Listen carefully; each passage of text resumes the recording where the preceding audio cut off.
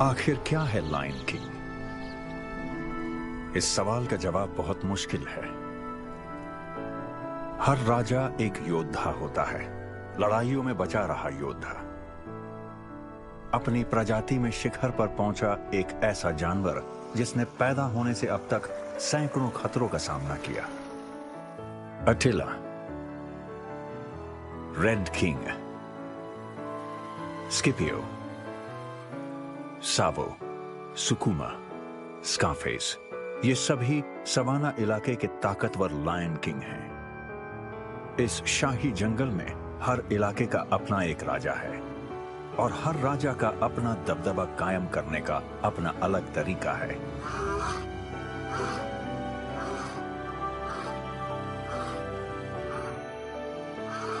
इनमें से कुछ बहुत रहमदिल हैं और कुछ बहुत बेरहम। कुछ ऐसे हैं जो ताकत के बल पर राजा बने हैं, जबकि कुछ ने होशियारी से ये मुकाम और ये जीत हासिल की है। राजा होना एक बहुत ही भारी और खतरों से भरा काम है, क्योंकि इन सभी राजाओं में कुछ बातें एक जैसी होती हैं। इन पर लगातार खतरा मंडराता रहता है। मैं बहुत खुशनसीब था क्योंकि मेरी मुलाकात एक अनूठे राजा से होने वाली थी। एक शेर जो मेरा दोस्त बना और उसने मुझे सवाना के राजाओं के बारे में सब कुछ जानने का मौका दिया।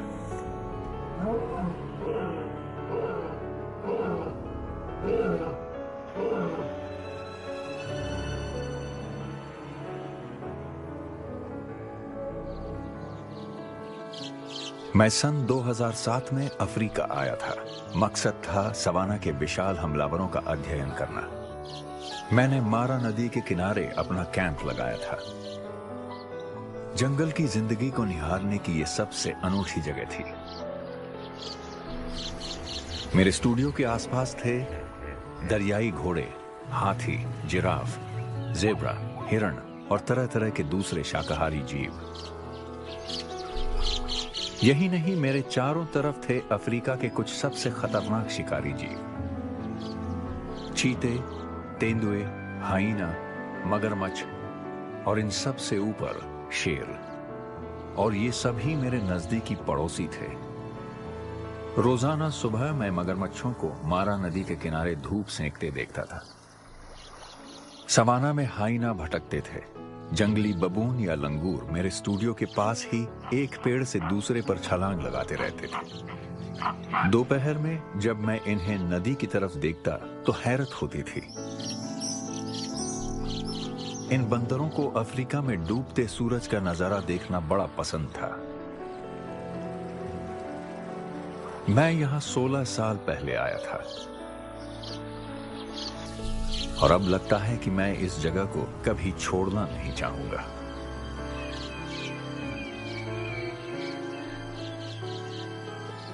अफ्रीका में मैं अपने शुरुआती दिनों में स्टूडियो के पास एक चीते के पीछे लग गया था। कुछ दिनों तक मैंने उसका पीछा किया। वो एक अकेला रहने वाला शानदार जानवर था। एक दिन वो दीमकों के एक टीले पर चढ़ गया और मुआयना करने लगा।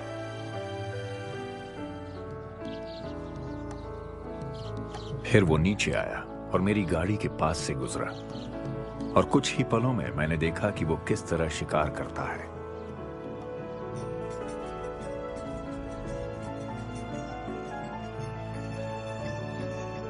इस रफ्तार को देखकर मैं हैरान रह गया।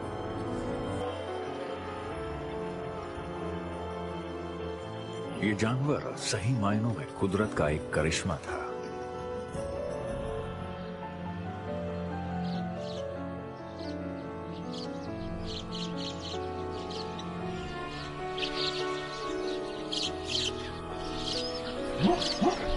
एक सुबह मैं चीते को खोज रहा था, तभी मेरा सामना हुआ इनसे। वो मेरे स्टूडियो से कुछ ही किलोमीटर दूर थे। मुझे ये नजारा हमेशा याद रहेगा। 7 दिसंबर 2008 को आखिरकार मैंने शेरों की टोली को देखा क्या सनसनी भरा नजारा था वो। मैंने उन्हें दिन की रोशनी में घास के बीच देखा। ये देखकर मुझे हैरत हुई कि शेरनी को अपने बच्चों के घूमने का डर रहता है। जब ये शावक ऊंची घास के पास से गुजरते हैं, अपनी गर्दन ऊंची कर लेते हैं ताकि नजर मां पर टिकी रहे। शेर एक ऐसा जानवर है जो इस इलाके को ज्यादा जंगली बनाता है। ये दुनिया के सबसे खूबसूरत जानवरों में से एक है। शेरों को उनके इलाकों में देखने का मुझ पर बड़ा गहरा असर पड़ा। उस दिन से मैंने सूरज उगने से लेकर सूरज डूबने तक रोज उन पर नजर रखना शुरू किया। इस झुंड में 5 शेरनियां, 2 शेर और बहुत सारे अलग अलग उम्र के बच्चे थे। मुझे पता था कि शेर टोली में रहने वाले जानवर हैं, पर उन्हें इतने करीब से देखना सच में शानदार था। ये सही मायनों में एक परिवार की तरह लग रहा था। मैं रोज सुबह सूरज उगने पर जागता हूं और कई घंटे उनके साथ बिताता हूं। जो कुछ दिखता है नोट कर लेता हूं। नन्हे बच्चों को खेलते देखना अलग ही अनुभव है। ये कुछ ऐसे खेलते हैं मानो हमले और शिकार की नकल कर रहे हों। ये हुनर जिंदगी में आगे चलकर इनके काम आने वाला है। ये देखना भी दिलचस्प है कि इनमें से कुछ कितनी देखभाल करते हैं, उन बच्चों की देखभाल जो उनके अपने नहीं हैं। शेर अक्सर ही प्यार जताते हैं, यहां तक कि नर भी प्यार जताते हैं। मैंने यूरोप कई बरस पहले छोड़ा था, पर अभी भी मुझे इन जंगली मैदानों की खूबसूरती की आदत नहीं पड़ी है। मेरे जैसे प्रकृति विज्ञानी के लिए ये कभी न भूलने वाला अनुभव है और सवाल ही नहीं उठता कि मैं इस नजारे से कभी ऊब जाऊं। पर कुछ बातें मुझे नजर नहीं आ सकी। कभी कभी अचानक टोली बदल जाती थी, जैसे रातों रात एक नई शेरनी चली आई। एक दिन तो कुछ बच्चे गायब हो गए। शेर तो कई हफ्तों या महीनों के लिए गायब हो जाते थे। तब जाकर मुझे ये एहसास हुआ कि रात का वक्त शेरों की जिंदगी का सबसे अहम वक्त होता है।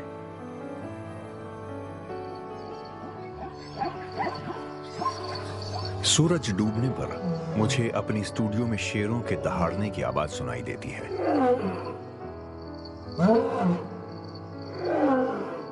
सूरज डूबने के बाद ये दहाड़ बढ़ जाती है। मुझे पता है कि इन्हें खोजना नामुमकिन है। रात में सवाना एक खतरनाक और जानलेवा इलाका बन जाता है। घास फूस खाने वाले जानवर घबराहट में जीते हैं। कई बार तो वो हमलावरों के डर से बदहवासी में यहां वहां भागते रहते हैं, क्योंकि उनकी दहाड़ चारों तरफ से आती रहती है। रात दर रात मैं उनकी खोज में निकलता रहा, पर कभी वो मुझे नजर आए ही नहीं।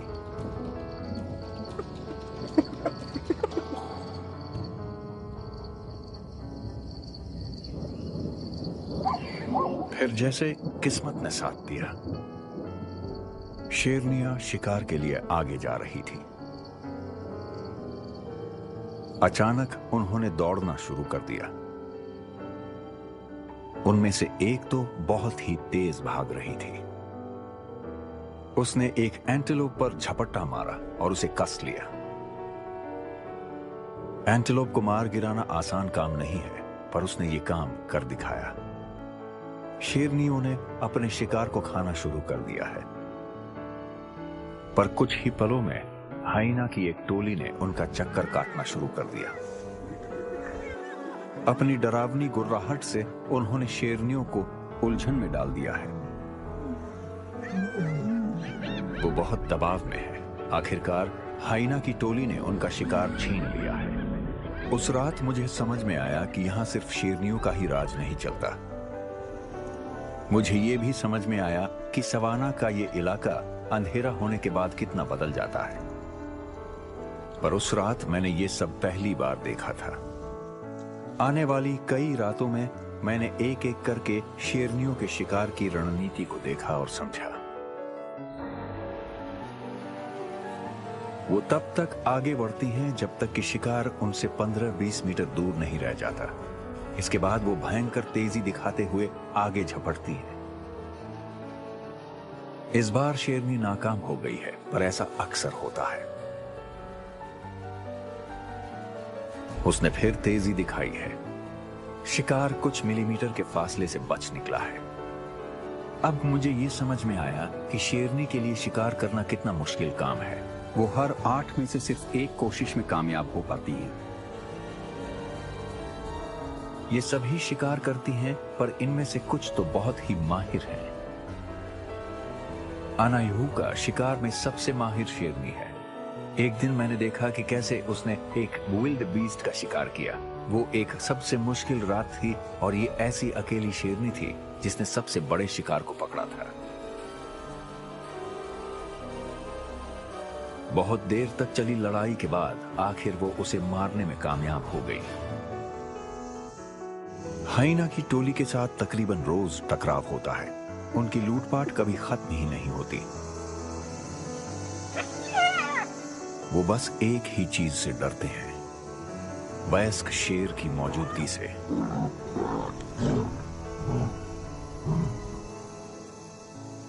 इस टोली में 2 शेर हैं। एक है राजा, जिसका नाम मैंने स्किपियो रखा है, और उसका भाई है सुकुमा। काले धब्बों वाले ये दोनों हट्टे कट्टे शेर मुझे उतने शानदार नहीं लगते। जब वो आसपास होते हैं तो हाइना हमला नहीं करते। रात में मुझे शेरों के बारे में कमाल की जानकारियां मिली। रात में हर एक शेर की शख्सियत देख पाना भी नामुमकिन होता है। स्किपियो बहुत ही खास राजा है। मुझे हमेशा से ये लगता था कि शेर शेरनियों से खाना चुरा लेते हैं और लाश को छितरा कर बिखेर देते हैं।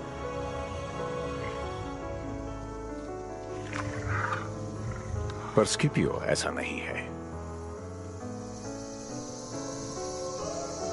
वो बच्चों की हिफाजत करता है और उनके साथ खाना खाता है।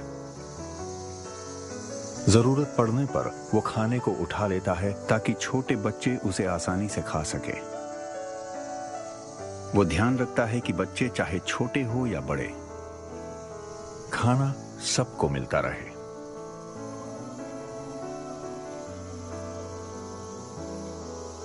इसके बाद ये अपने भाई के साथ अपने इलाके का मुआयना करता है ताकि भटकने वाले शेर उसके इलाके में घुसपैठ न कर सके। मुझे जल्दी ही एहसास हुआ कि शेर रात में सख्ती से गश्त लगाते हैं। वो टहलते हैं, गुर्राते हैं और अपने इलाके के एक एक कोने तक जाते हैं। मैंने रोज रात को उनका मुआयना किया। धीरे धीरे शेरनियों को मेरी मौजूदगी की आदत भी पड़ती चली गई। एक तरह से मैं उनकी जिंदगी का हिस्सा बनता चला गया। फिर एक रात कुछ ऐसा हुआ जिसने हमेशा के लिए मेरी जिंदगी बदल दी।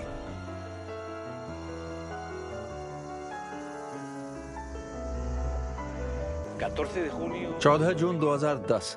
आज की रात कुछ ऐसा हुआ जो मुझे लगता है कि अब जिंदगी में कभी दोबारा नहीं हो पाएगा। 2 साल तक मैंने इस टोली का पीछा किया। अब वो मेरा पीछा कर रहे थे।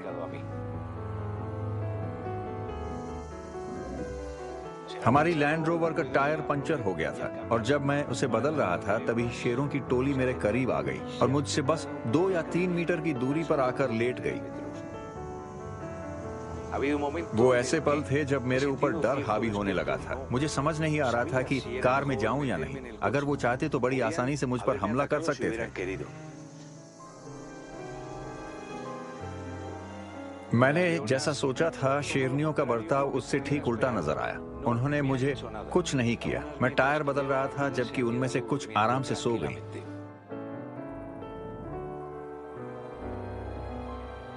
मुझे ऐसे दिखाना पड़ा कि मैं एकदम सुकून में हूं। आखिरकार वो रात के अंधेरे में गायब हो गए। ये अब तक का मेरी जिंदगी का कभी ना भूलने वाला अनुभव बन गया है। इसके बाद शेरों की टोली मुझे अपना एक हिस्सा मानने लगी थी। मैं उनकी टोली का एक खामोश हिस्सा था जो उन पर नजर रख रहा है। कभी कभी ऐसा लगता था मानो मैं उन्हें नजर ही नहीं आ रहा। और इस तरह मैं शेरों का कुछ इस तरह अध्ययन कर पाया जैसा मैंने कभी सपने में भी नहीं सोचा था। धीरे धीरे मेरा उनसे करीबी रिश्ता बनता चला गया। उन्हें धीरे धीरे समझ भी पाया, जैसे झुंड के सदस्य आपस में करते हैं। मैंने खुद से यह वादा किया कि चाहे जो हो जाए, मैं उनकी जिंदगी पर असर डालने की कोशिश नहीं करूंगा।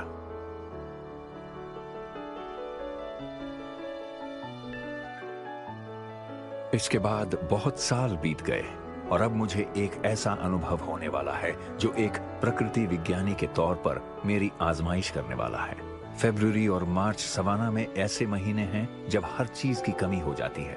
कुछ ही दिन पहले यहाँ के जानवर मसाई मारा की तरफ सालाना प्रवास पर चले गए हैं। अब सिर्फ यहाँ के मूल शिकार बचे रह गए हैं, पर इन्हें पकड़ना बहुत मुश्किल है। एक ऐसी घटना जो मसाई मारा में जिंदगी बदल कर रख देगी। झुंड की शेरनियां अपनी हुकूमत में ही रहती हैं। इनमें से ज्यादातर ने कभी अपना इलाका नहीं छोड़ा। वो यहीं पैदा हुई हैं और यहीं मर जाएंगी।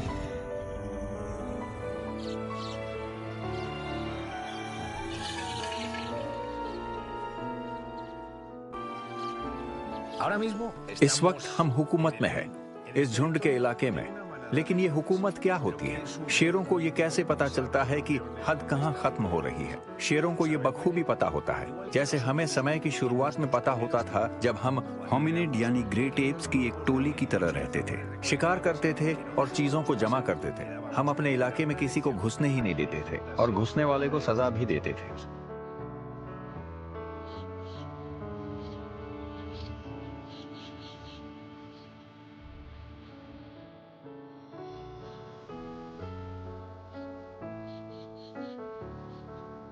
शिकार की कमी अब अपना असर दिखाने लगी है।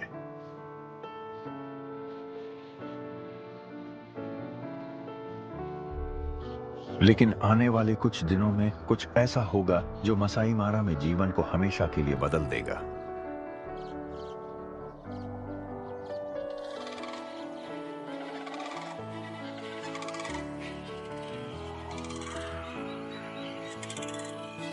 भैंसों की एक टोली अफ्रीकी सवाना को पार कर रही है। शेर मजे से इन जानवरों का शिकार कर सकते हैं, पर इनसे उन्हें बड़ा खतरा भी है। धीरे धीरे ये भैंसें शेरों के करीब आते जा रही हैं। अलग अलग हुकूमतों के शेर उन पर नजर रखे हुए हैं। भैंस और शेर असल में जानी दुश्मन हैं। मौका मिल जाए तो वो पक्के तौर पर हमला कर देते हैं।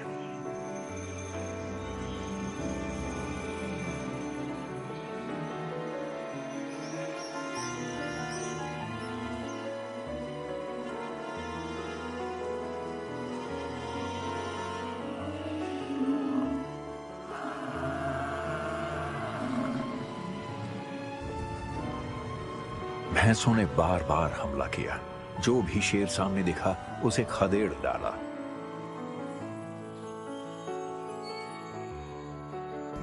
वो ये जताना चाहती थी कि सवाना में उनका दबदबा चलता है। वो जानती हैं कि अंधेरे के बाद हालात बदल जाते हैं, इसलिए वे शेरों के मन में खौफ पैदा कर रही थी।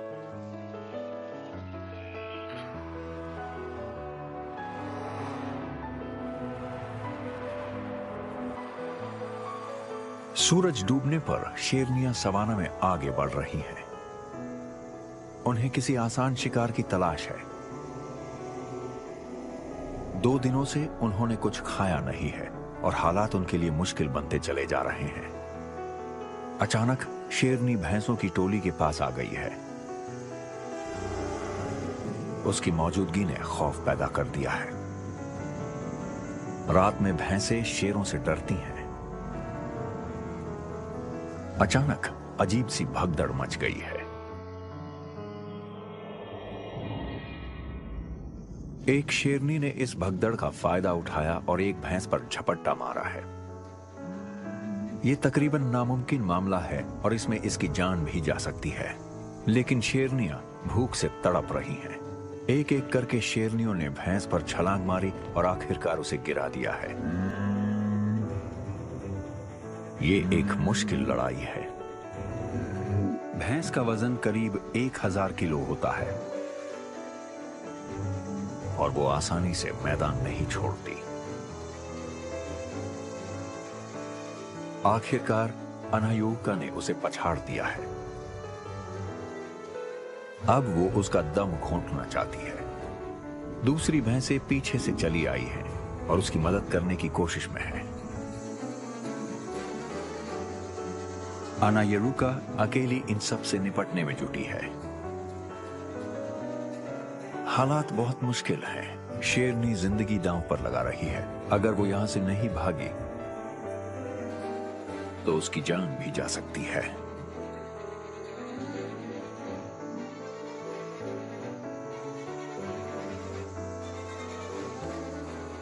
आखिरकार वो भैंस को छोड़कर भाग खड़ी हुई है।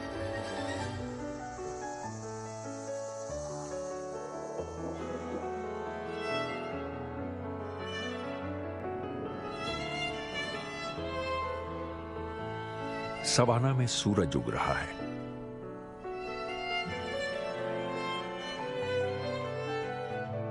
घास फूस खाने वाले जानवर अपने दिन की शुरुआत करते हैं। तब शेर अपना शिकार खत्म कर रहे होते हैं।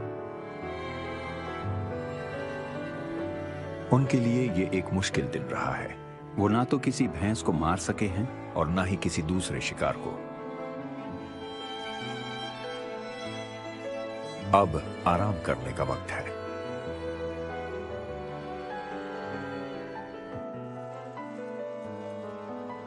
लेकिन आज सूरज रोज की तरह नहीं उगा है। भैंसें वापस आ गई हैं और बदला लेना चाहती हैं।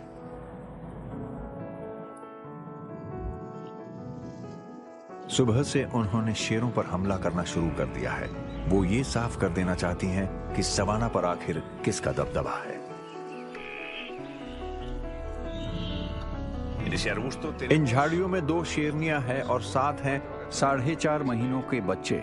थोड़ा सा आगे है भैंसों का एक झुंड जो इसी तरफ बढ़ रहा है। भैंसें शेर की जानी दुश्मन होती हैं और वो हमला करने में चूकती नहीं है। क्या आज शेरनियों की किस्मत साथ देगी या नहीं, पता नहीं।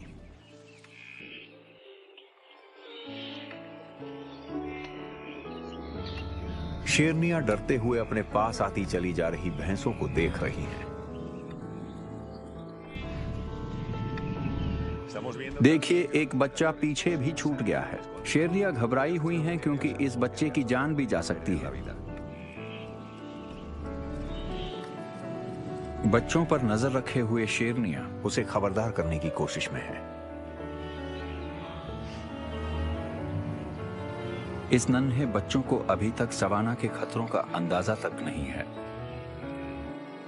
शेरनियां और उनके बच्चे भैंसों से पूरी तरह घिर गए हैं। एक गलत कदम उठाया तो समझो जान गई। नन्हा बच्चा भैंसों को देख रहा है। उसे पता तक नहीं कि उसकी जिंदगी खतरे में है। वो पूरी तरह घिर गए हैं और ये बच्चा बहुत ज्यादा खतरे में है।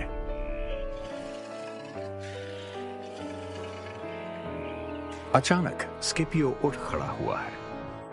उसने दहाड़ना शुरू कर दिया है। भैंसें बिना डरे उसे देख रही हैं।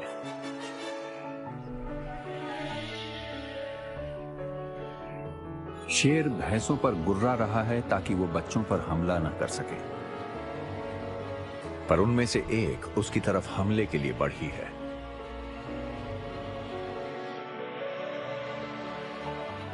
इसके बावजूद शेर लगातार उन्हें चुनौती दे रहा है। भैंसों को यह अच्छा नहीं लग रहा है। वो उसे खदेड़ने की कोशिश में है, लेकिन स्किपियो बच निकला है। इस तरह भैंसों का सारा ध्यान उस पर है और शेरनियां खतरे से बाहर हैं।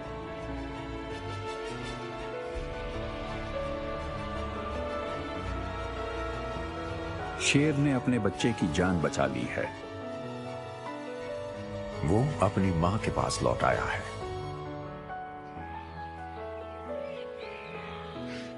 शेर भैंसों को छोड़कर वापस लौट रहा है अपनी हुकूमत में। 2 महीने पहले इसका भाई सुकुमा भटकते हुए शेरों के हमले में मर चुका है। अब ये अकेले हुकूमत कर रहा है।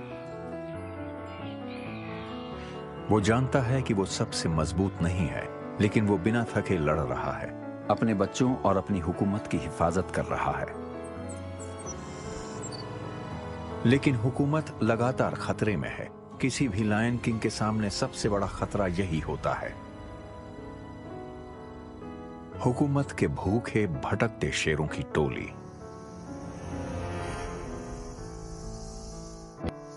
रात को शेरनी ने जिस भैंस पर हमला किया था वो मसाई मारा के मैदान पर किसी तरह जिंदा बची हुई है।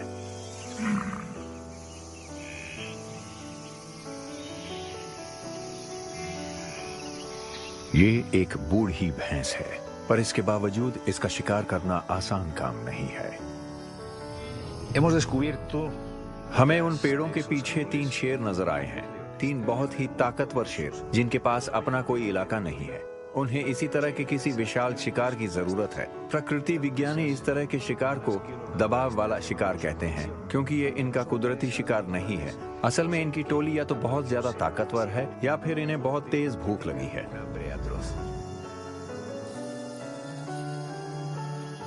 अकेली भैंसें भी बहुत खतरनाक होती हैं। वो जरा सा मौका मिलते ही हमला कर देती हैं।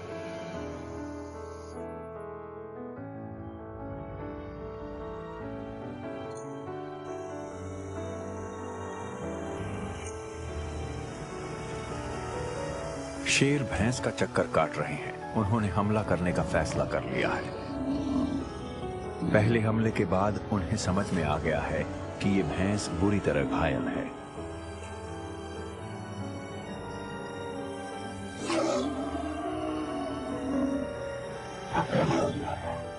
ये जानते हैं कि भैंस भाग नहीं सकती।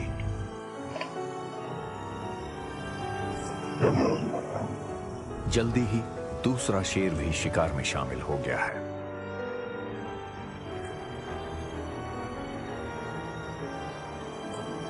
तीनों ने मिलकर हमला किया और उसे गिराने में जुट गए हैं।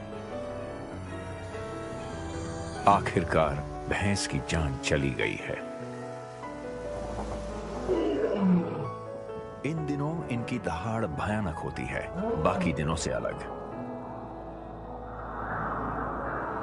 शेरों का झुंड घबराया हुआ है। स्किपियो कई घंटे गश्त लगाता है, अपनी हुकूमत की सरहदों पर निशान छोड़ता है। वो कई मील तक बस चलता चला जाता है, हर कुछ मिनट में दहाड़ता भी है। शेरों के साथ 10 साल तक रहते हुए मैंने तरह तरह की दहाड़ सुनी है, पर उन दिनों की दहाड़ अलग थी। ऐसा लग रहा था कि जंग शुरू होने वाली है। भयानक जंग का ऐलान है ये।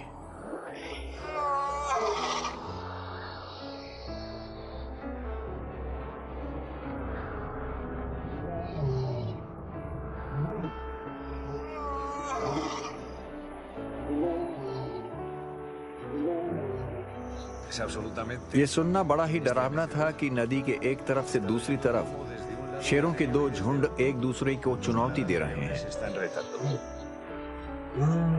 वो दहाड़ रहे हैं। ये बहुत ही भयानक इलाकाई दहाड़ है।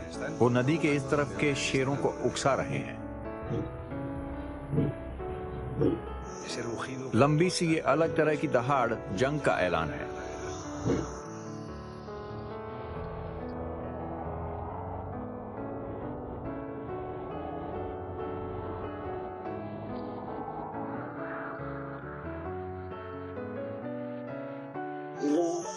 नदी की ये कुदरती सरहद साफ है कि कोई अच्छा तैराक ही होगा, जैसा कि शेर, वही इसे पार करने का जोखिम उठाएगा।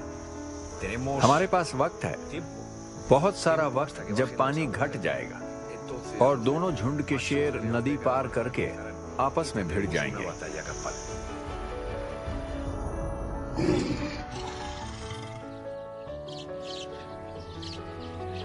आने वाले कई हफ्तों में मारा नदी का पानी धीरे धीरे खत्म होता चला जाएगा। और यही वो वक्त था जब इस झुंड के साथ मेरा रिश्ता हैरत भरे तरीके से बदलने वाला था।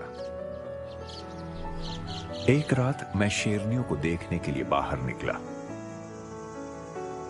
1 घंटे तक मैं उन्हें खोजता रहा। तब जाकर आखिरकार वो नजर आ गई।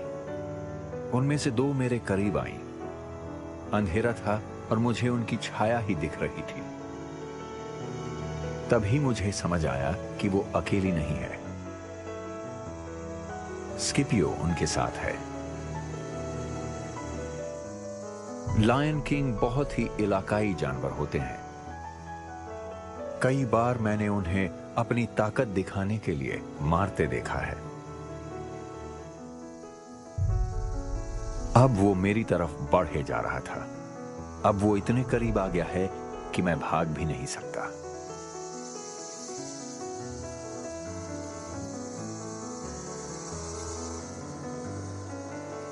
मेरे पास अपनी हिफाजत का कोई तरीका नहीं था, इसलिए मैंने नीचे झुकने का फैसला किया। इस तरह शेर आक्रामकता नहीं दिखाते। इसके बाद स्किपियो शांति से मेरे पास से निकल गया। उसने जरा भी आक्रामकता नहीं दिखाई, जैसे परवाह तक न हो।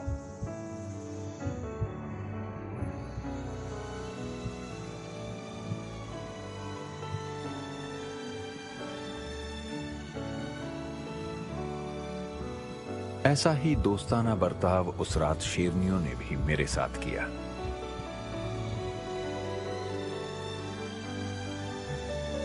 शेर मुझसे दोस्ती करना चाहता था। मुझे एहसास नहीं था कि वो रात उस झुंड के साथ मेरा रिश्ता हमेशा के लिए बदल देगी।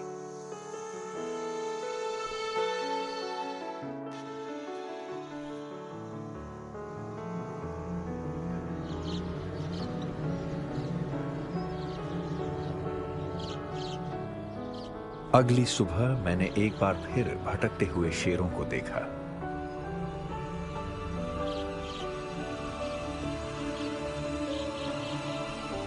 भैंस को मारने के बाद अब वो अपनी ताकत को साबित करना चाहते थे।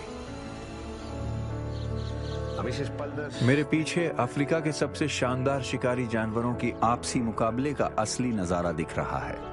इस गार्डनिया पर एक नर तेंदुआ चढ़ा हुआ है। इस इलाके में इस पेड़ को इसी नाम से पुकारा जाता है।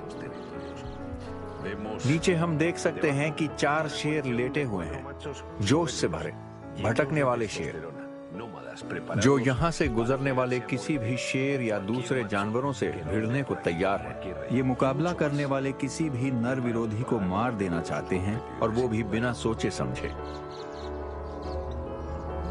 तेंदुआ जरा सा भी हिल नहीं रहा है। उसने पेड़ के ऊपर कमाल का संतुलन बना रखा है।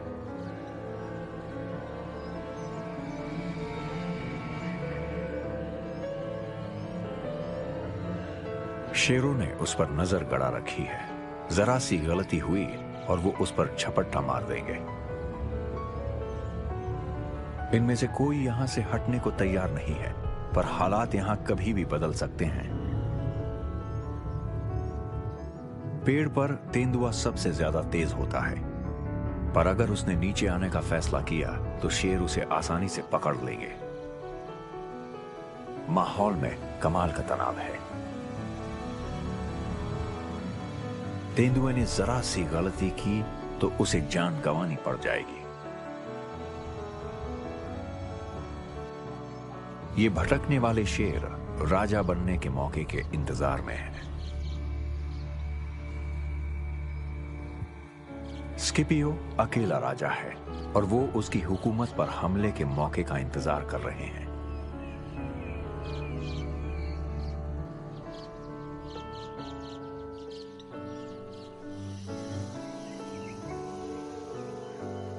रात होने पर तेंदुआ पेड़ से नीचे आने में कामयाब हो गया है। भटकने वाले शेर चले गए हैं। ये उसके पास भागने का मौका है। उन्होंने फैसला कर लिया है, अब वो पीछे नहीं हटने वाले हैं।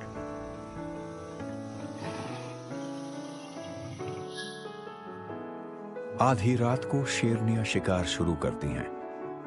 पर आज की रात ऐसा कुछ होगा जो इस झुंड की जिंदगी को हमेशा के लिए बदल देगा। कई कोशिशों के बाद एक शेरनी ने एक वॉरडॉग को पकड़ लिया है। शेरनियां इसे फटाफट खा रही हैं। वो जानती हैं कि हाइना की टोली आसपास ही होगी। कुछ ही मिनटों में वो पूरी तरह घिर गई है। लड़ाई छिड़ गई है। पर अचानक कुछ अजीब सा हुआ। हाइना एकदम से भाग खड़े हुए। शेरनियों में भी डर का माहौल बन गया है।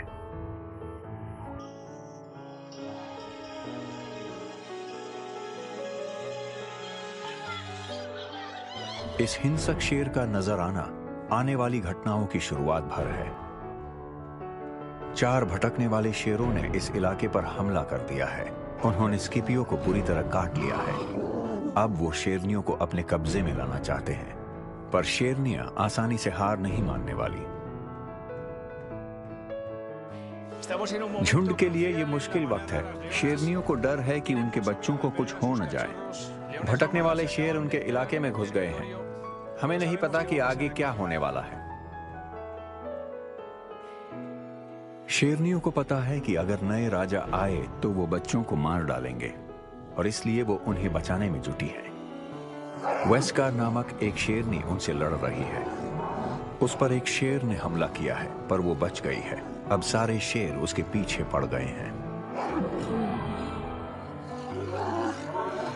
शेरनी अपने बच्चों को बचाने में जुटी हैं। बच्चे भाग गए हैं, पर अब इस इलाके पर 4 नरों की नई हुकूमत शुरू हो गई है।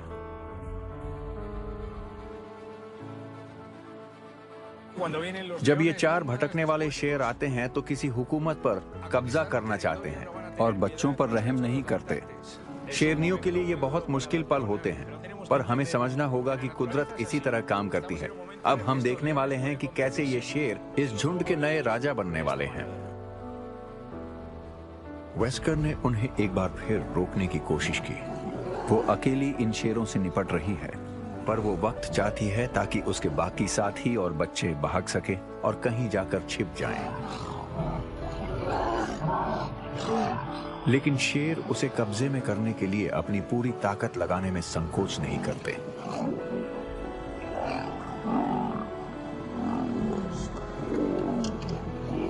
वेस्कर खुद को बचा रही है। फिर यह हुआ कि वो किसी को बचाने की हालत में नहीं रही।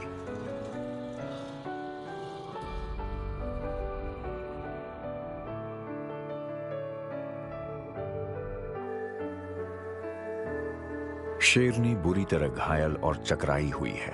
शेरों ने उसे बुरी तरह काटा है। उसकी गर्दन और पैरों पर गहरे घाव हैं। उसकी मौत भी हो सकती है।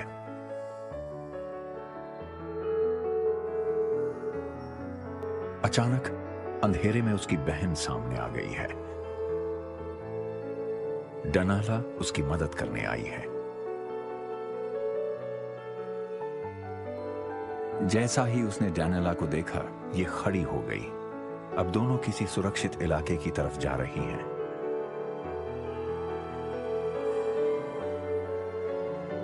सबसे खतरनाक हालात में भी शेरनियां एक दूसरे की बहुत देखभाल करती हैं।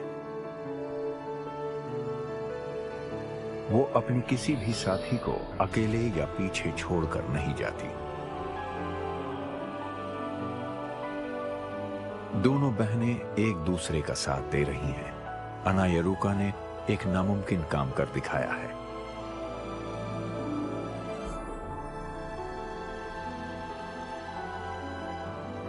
वो झुंड के सारे बच्चों को लेकर भाग गई है।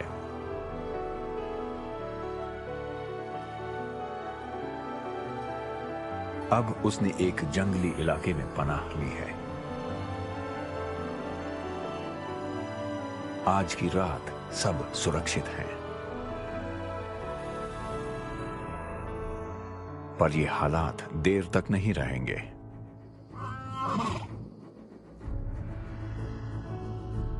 आने वाले हफ्तों में भटकते हुए शेर इस हुकूमत पर कब्जा कर लेंगे और अपने नियम लागू कर देंगे। वो सरहद पर अपने निशान छोड़ देंगे।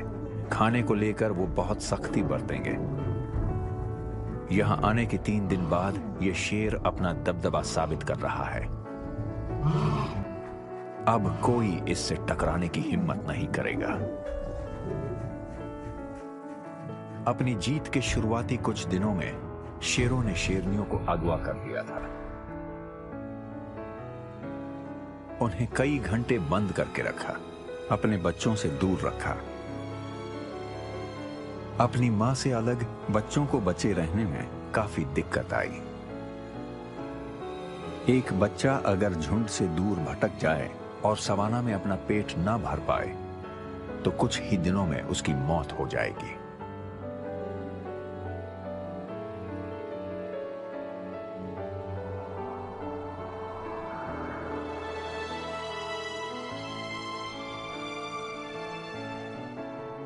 अनायुरुका अपने बच्चों को कई दिनों से लगातार खोज रही है,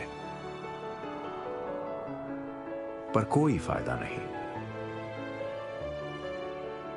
भटकते शेर जब सो रहे थे वो किसी तरह बच निकली, पर उसे अपने बच्चे नहीं मिल रहे हैं।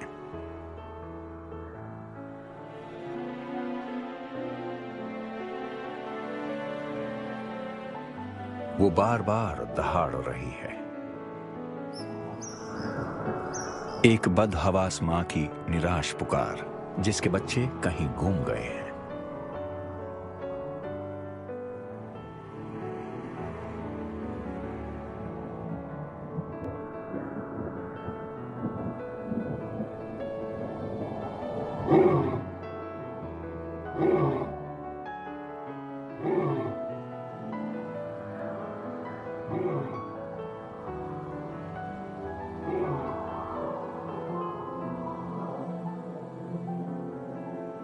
वो इस निराशा से निकल आई है, पर वो हार मानने को तैयार नहीं है।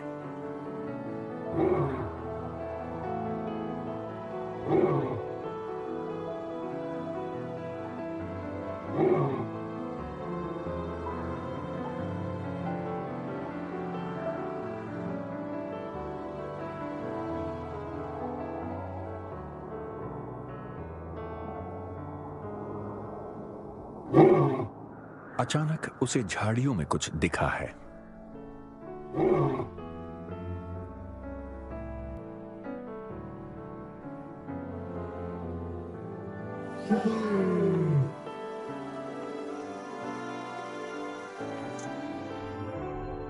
ये रहे उसके बच्चे जो उसे अभी दिखाई दिए।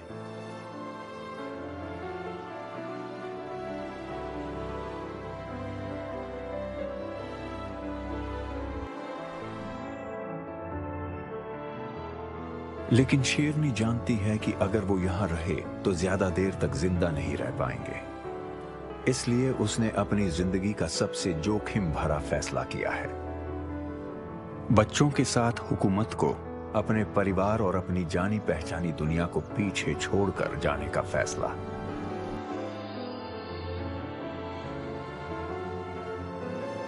ये एक अनजान रास्ता है जिस पर खतरे बिखरे पड़े हैं।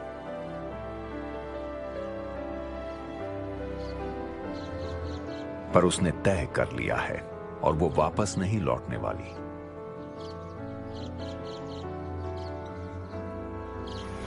अगले कुछ हफ्तों में मुझे स्किपियो का कोई अता पता नहीं चला।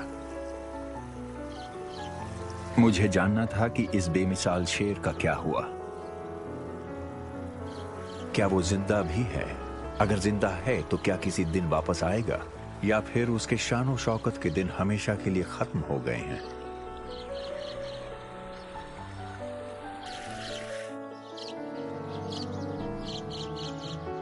पर सवाना के महान लायन किंग की जिंदगी ऐसे ही चलती है।